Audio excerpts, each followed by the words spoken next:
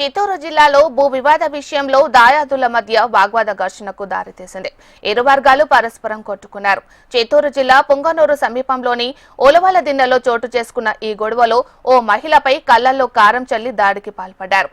సావిత్రి అనే మహిళ ముఖంపై తీవ్ర గాయాలయ్యాయి. సమాచారం అందుకున్న పోలీసులు ఘటనా స్థలం చేరుకొని కేసు నమోదు చేసుకున్నారు.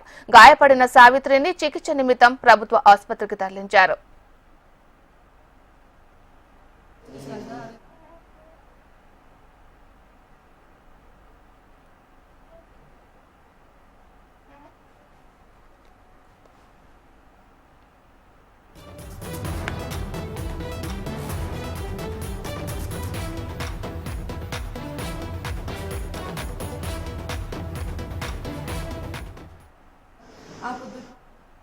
సార్ దేవుని మీరు అది ప్లాన్ చేసుకొని మమ్మల్ని చేశారు సార్.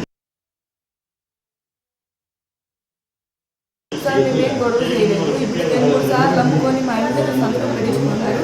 మాకు ₹1 ఇచ్చింది లేదు. అంటే 2 తాళ్ళు అమ్ముకొని ఒక 2 లక్షలు ఇచ్చినారు సార్. 2 లక్షలలోనే వాళ్ళు 50,000 తీసుకునేసినారు.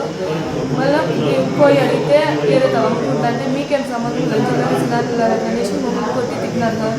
ఆ రోజు మళ్ళీ మొన్న ఆదివారం అట్టుపోతుంది భూమి కడిగితే వాళ్ళు భూమి కొంచెం ఎందుకు కొలుస్తున్నారు.